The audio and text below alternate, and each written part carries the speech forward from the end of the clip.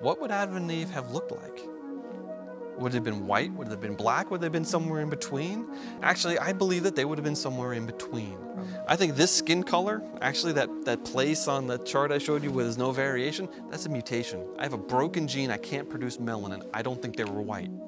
Nor do I think that they were the darkest that people can be. And if we look at the distribution of skin color around the world, we see that, you know, somewhere around where the Tower of Babel would have been, there's kind of a lot of middle-toned skin colors.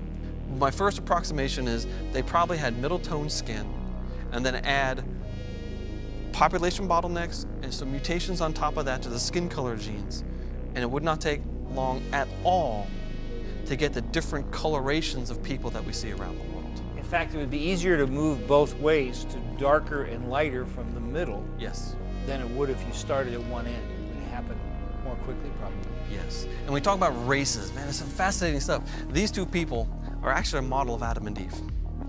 Each one of these people has mixed race ancestry. They have a black father and a white mother. And they had these non-identical twin girls. One of them is African colored. One of them is European colored. We got black and white twins in one generation.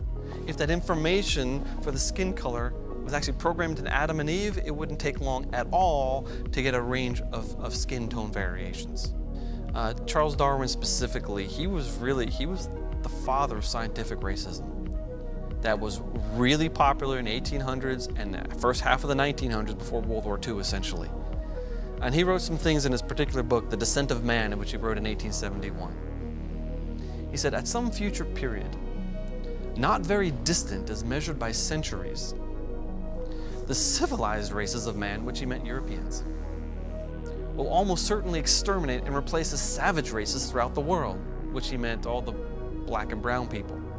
Now the Orientals, he actually had a hierarchy with Europeans at the top, and then the Orientals, and then brown people, and then black people. Right.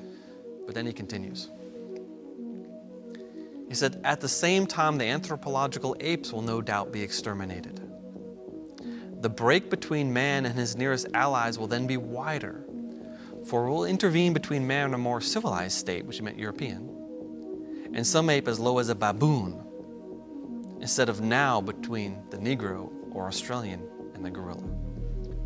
That just enrages me. That is, so first of all, totally not politically correct. Second of all, biblically nonsense, scientific nonsense, and thinking of the history of this race issue from the late 1800s until today is fueled by some of this. I mean, he essentially said that this is history now, and all the black people and all the great apes will be exterminated, so you have Europeans and gorillas, and that's good for evolutionary history. That's a good thing. We exterminate all of that. And this was played out, wasn't it? Oh, absolutely, it was played out. Yeah. You're talking about, like, you know, World War II. Now I know the Hitler analogy is used over much, but Adolf Hitler was absolutely applying Darwinian theory to the German population, and it wasn't just getting rid of the Jewish people. Oh no. He applied it to the German people. He wanted to fight a war to kill off all the weak Germans so the German race would be stronger. Now just think about, if we take the biblical approach here, there aren't a lot of differences between people. We saw that already. Yeah. But how far apart are people in time? Well, if we just assume a 30-year generation time, which is the human average today, and we calculate a biblical date for the flood of 4,500 years, well, 30 years per generation, there's only been about 150 generations in all of human history. Okay. That means that everyone across the planet is kissing cousins. And genetically, that's what we've discovered. We're much more similar than the geneticists had ever attempted to estimate.